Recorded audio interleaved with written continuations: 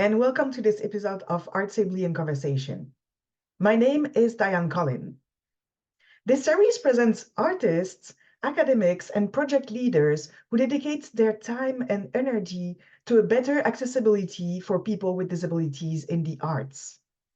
You can find more of these conversations on our website, artsably.com, which is spelled artsably.com.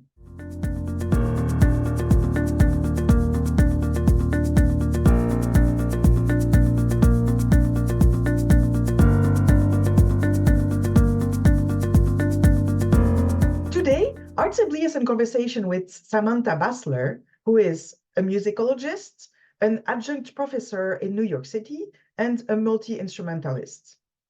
You can find the resources mentioned by Samantha Basler during this episode on Art Sibley's website in the blog section. Hello, everybody. Welcome to this new episode of Art Sibley in Conversation. Today, I am with Samantha Basler, who is a musicologist living in Brooklyn, New York. And Samantha, welcome. Thank you so much. Thank you for spending some time with us for the conversation. I would like to start with a question about yourself. So can you tell a little bit about your background? I know you're a musician, you're a teacher, you're a multi-instrumentalist. You do lots of different things, and you're a scholar, also a musicologist. Can you tell us where all that started? Sure. So I started taking piano at a young age, and I just really loved it. It really I connected with it a lot. I was born with several autoimmune diseases. And so I spent the early part of my life in and out of hospitals. And so I think that music was a way for me to just like be alone and connect and not feel like I had to perform able-bodiedness. Like I understand that now. But at the time, it was, I felt a lot of responsibility for, helping my family feel better about me. And there was just a lot of concern about me and about my being sick. And so music was a retreat, as were, novels. So I spent the early part of my life spending a lot of time reading and playing a lot of music. And early on, I got really interested in a lot of instruments. So I had this kind of voracious knowledge for playing. And I started, like I said, I started with piano, but I quickly wanted to learn guitar.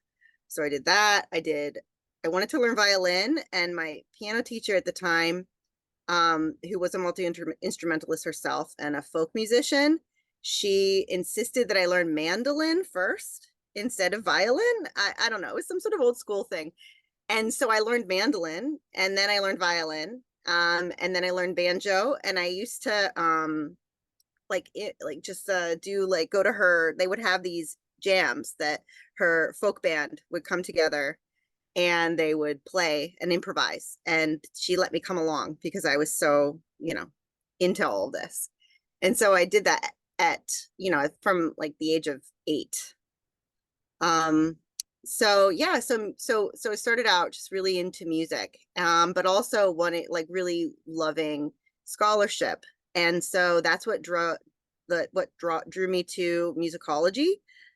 Because I didn't as I got older, being in the practice room 6 hours a day was really isolating, and exhausting. And I liked that I felt like I had more control over my academic work, or at least that's what I thought. And then I went to grad school, and I started having issues with being disabled at grad school.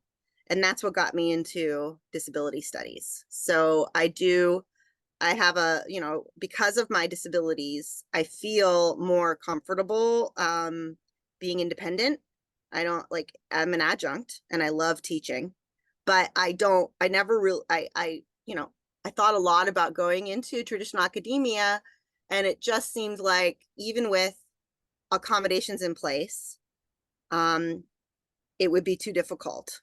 And so there's something about like people that are sick that don't look sick that really, like the people that are able-bodied, it really upsets them and they find it really difficult to work with.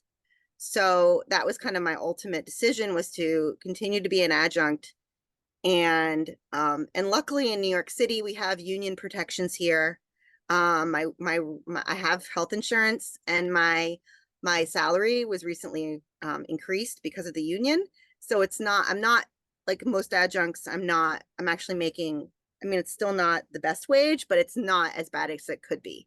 You know, a lot of adjuncts in the United States really struggle and they work for really peanuts, but we have a lot more protections. So I decided that that would be better. And on the side, I have a lot of private piano students and private voice students and private string students. And that has its own challenges, but it allows me to be more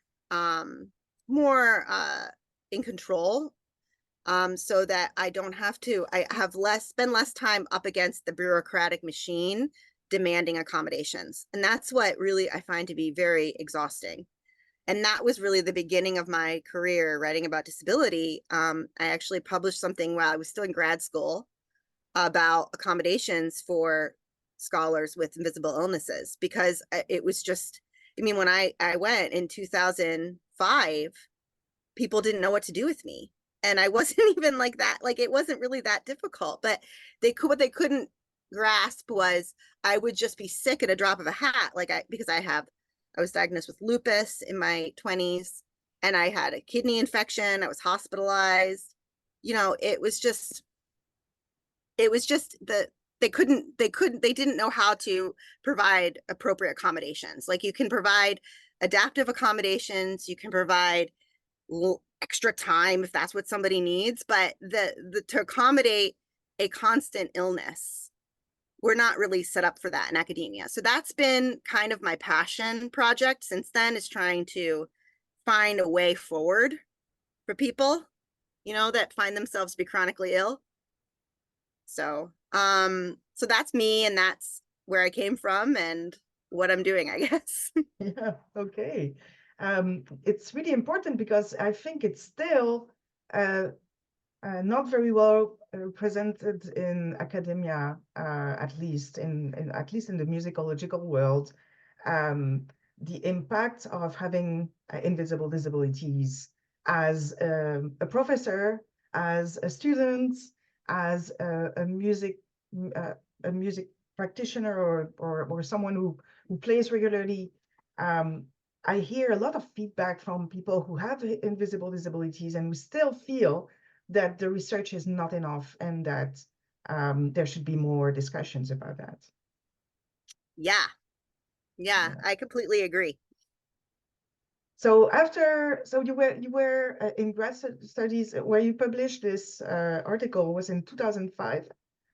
So no, the article didn't come out until 2009, Okay. August of 2009, but I started my research in 2007. So I did my first graduate degree at the University of Oxford, where I did a master's degree, but that was actually not as hard to navigate because Oxford has such an independent system. I don't know if you're familiar with it, but you basically work on your own.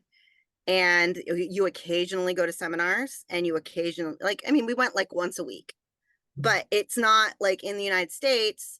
And I think this is the same in Canada, where you have to take all this coursework and you have to go to class like multiple times a week, right?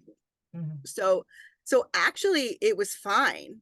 And I was dealing with some really serious stuff at the time, but I was okay. And I managed okay without accommodations.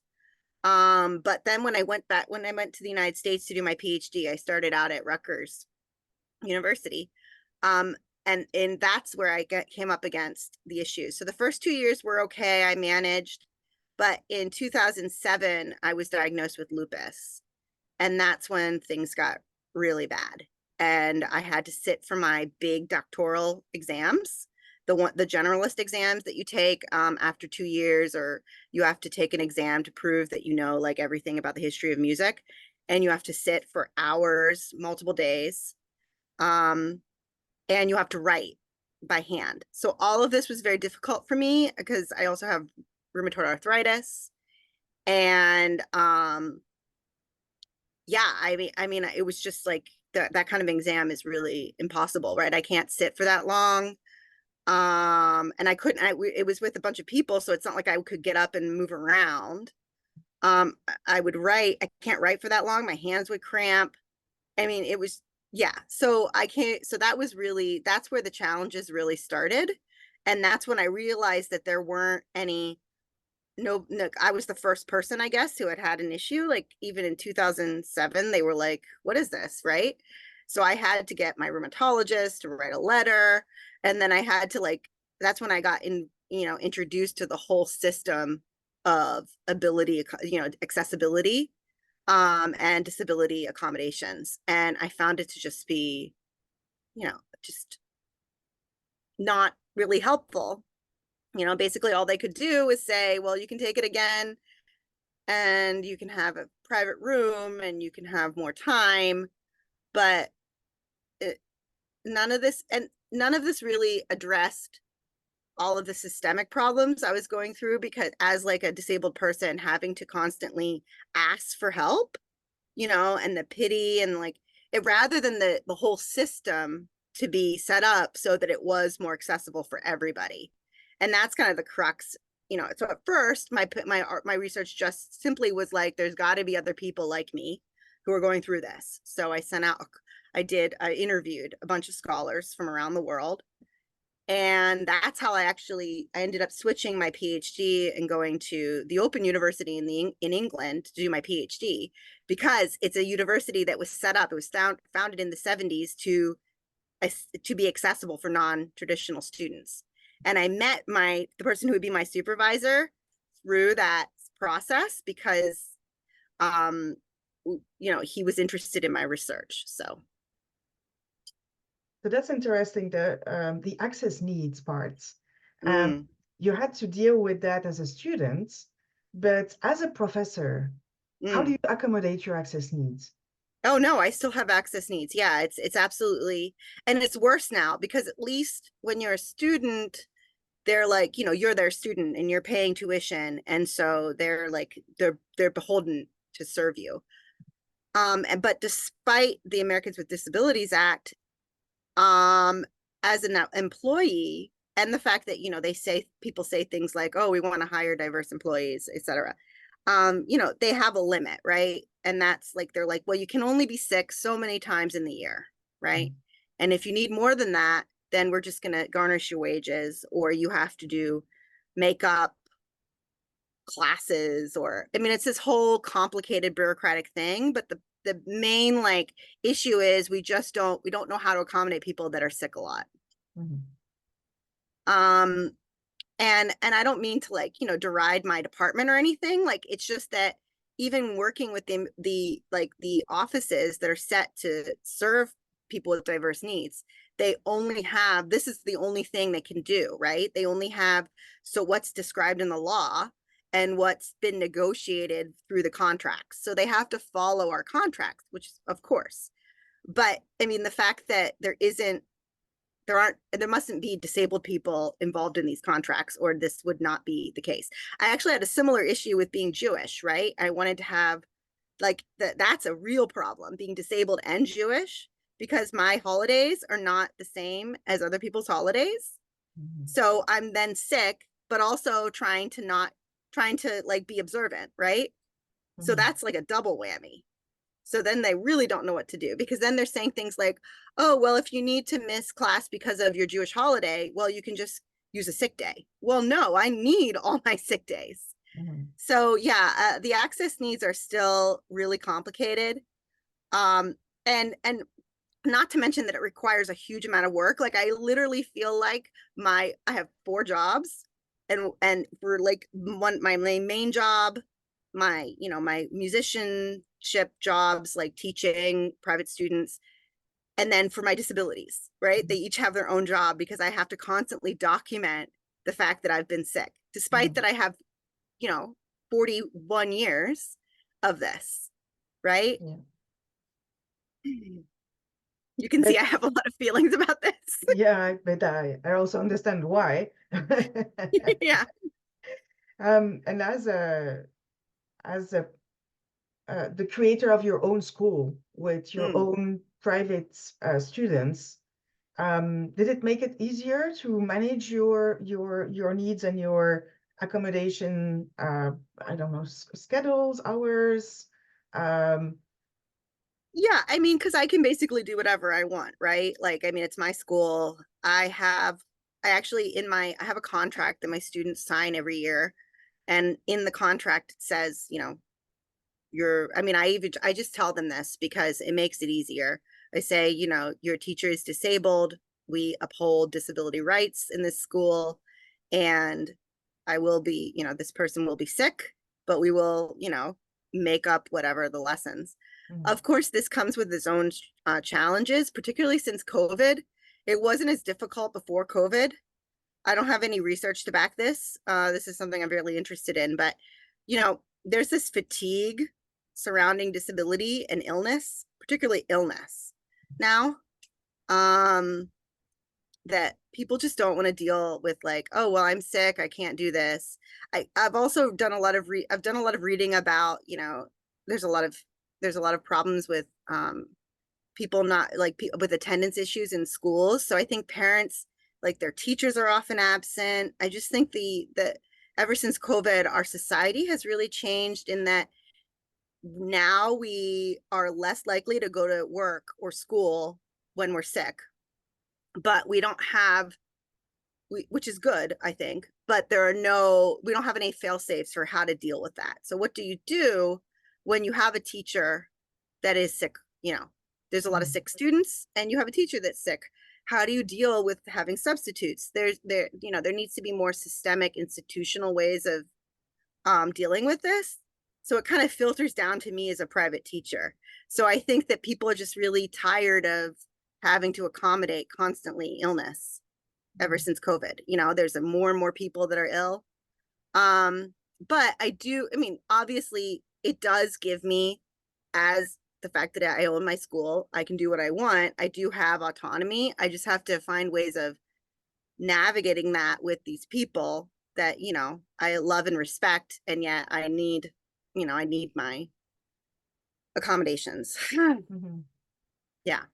I want to go back to your research, your research as a musicologist. You mentioned that you had to switch to another university and also change topic. What's where your different research fields in this research you did? Okay. So my PhD was actually not at all on anything with disability. It's about the London Madrigal Society. Like I said, I'm a bird scholar. I just published a book, co-edited volume with some friends, but William Byrd. So I was really interested in William Byrd, and I went to the Open University, and one of my mentors, Carrie McCarthy, recommended that I look into this London Magical Society, which is just this big library that was donated in 1954 to the British Library. So, like I mentioned before, we got our the podcast actually started. I also studied choral music, so that was a natural kind of fit. And at the time, I had some, people were recommending that I have kind of like a series, for the people that don't understand disability studies, I have like a serious project, more like traditional musicology. Um, but I was also really, I'm really excited about that work. I love it. And I still publish about it. So I did that for my PhD, but at the same time, I was still developing my disability research. So I do work in early modern disability. So I've written a few articles about how people conceived of disability in the early modern era. Um, and that's kind of interdisciplinary. I look at literature and music as well. And then I've continued to do my more activist work where I try to, bring awareness to accommodations. I published another article that was similar to my first article about scholars with invisible illnesses. Um, and now I'm kind of, I might be jumping the gun. I probably am talking too much, but I'm more interested in trauma and the intersections between disability and trauma. So that's kind of Mhm. where I'm at now. Tell me more about that. We're never talking too much. Okay, good. Never. Yeah. So based on my experience growing up disabled and dealing with all of this, I started to become really interested in trauma. But I also have some other traumas that happened in my life. And so I just was really interested in kind of seeing what is the relationship between disability and trauma? What is medical trauma?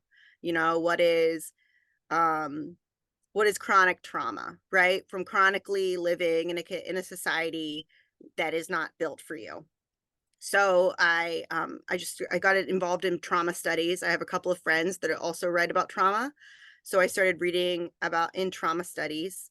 I started with domestic violence, and then I got into reading about medical trauma, like I said, more specifically, but also the intersections between disability and mental illness, because there's a lot of co-occurring disorders there. A lot of people, and that was actually really obvious in my early research, that people that are disabled or chronically ill often also have mental illness or mental difference, right?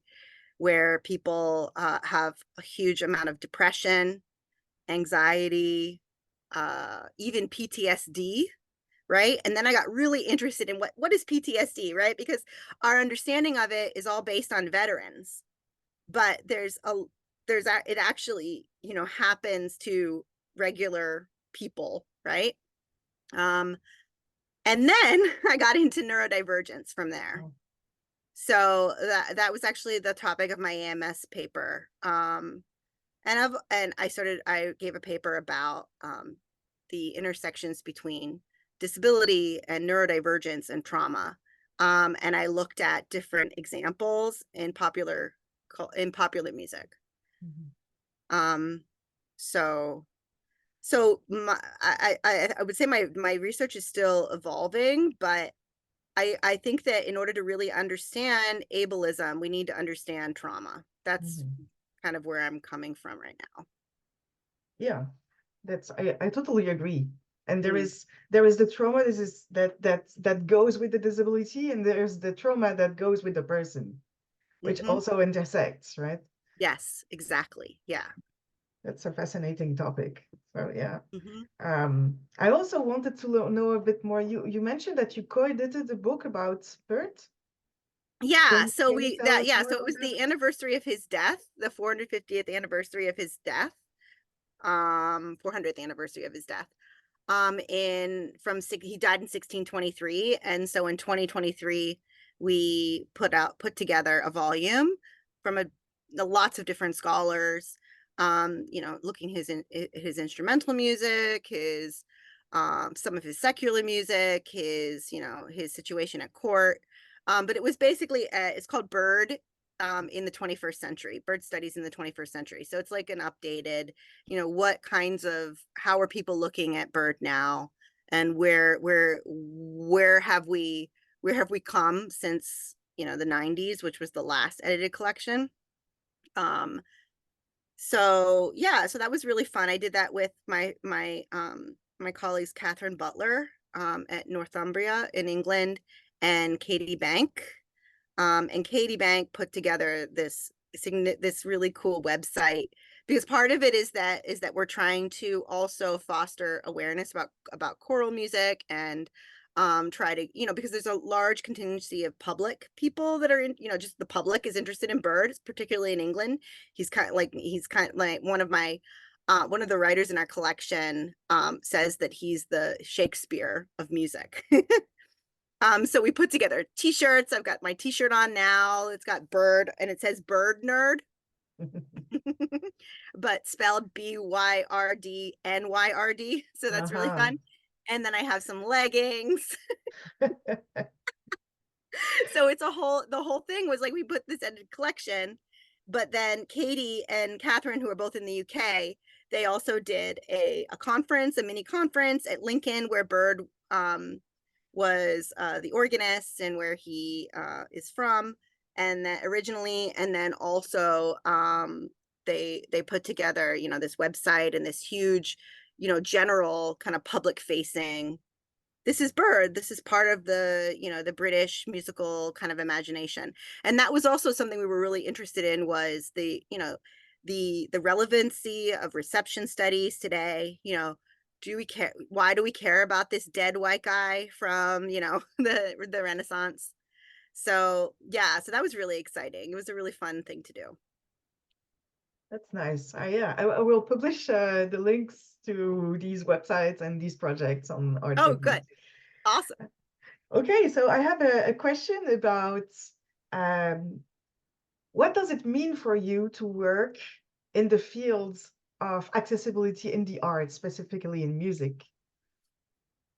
Well, I mean, mostly I would say my main focus now is accessibility in music education, right? So I teach at NYU and at Rutgers Newark. And at NYU I teach a lot of oral skills classes. Um, and oral skills is, you know, for your listeners, historically is a very it can be a very stressful class, right? Some students come at it with, they didn't have a lot of, you know, really oral training for some reason, you know, as what in high school. And so maybe they know a lot about music theory, you know, music theory visually or whatever, but they haven't connected it so much to listening. Um, and and some people just don't have, like, some people have really amazing ears, like they just have a perfect pitch or they have nearly perfect pitch. And other people just haven't had the ability to really connect, like I said, their intellect and what they think about music intellectually with how they hear it.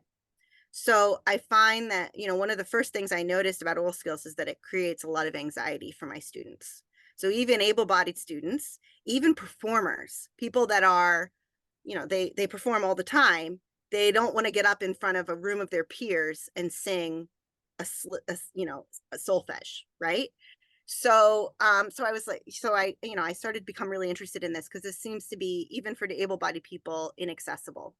um and then when I started to do my research on neurodivergence, I realized that for obvious reasons, you know, I'm a late diagnosed autistic person, and I also have ADHD, also late diagnosed.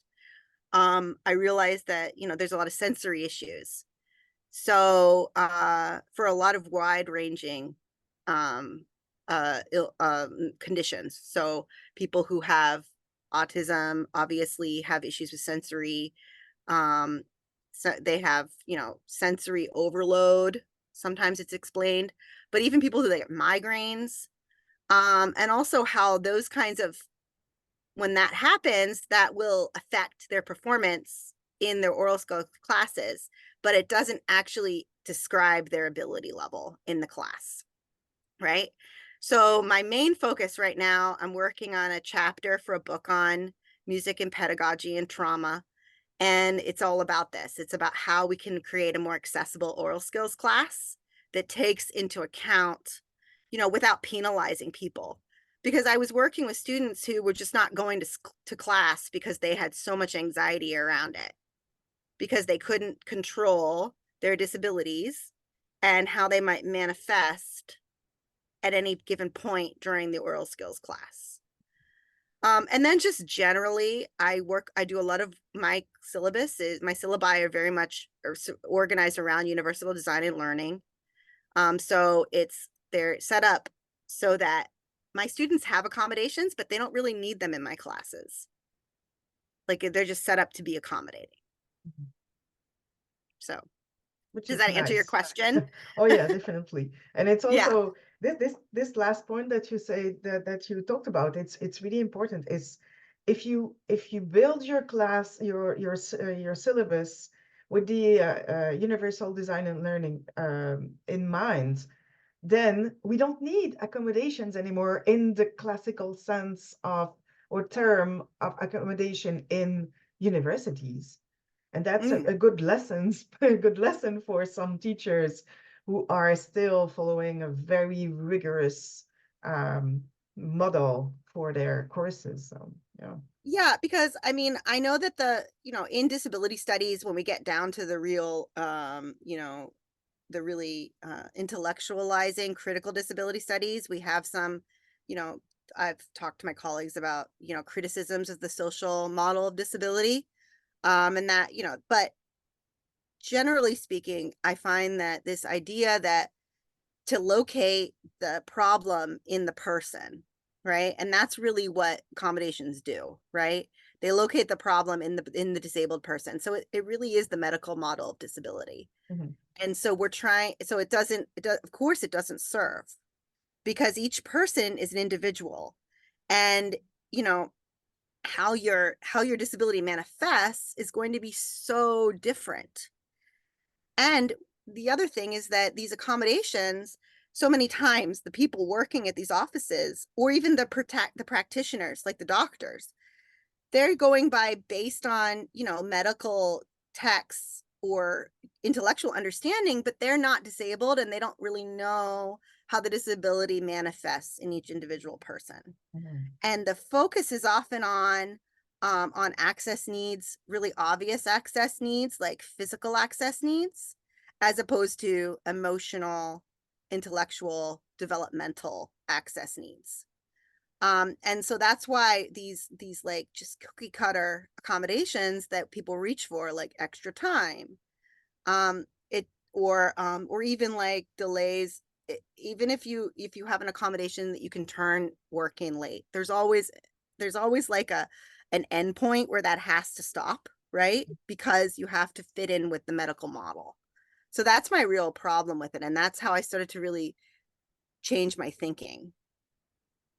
I see. Yeah. Okay, thank you. I have a last question before we conclude this conversation. And it's about people who have worked with you, influenced you, maybe inspired you, maybe guided you in your career.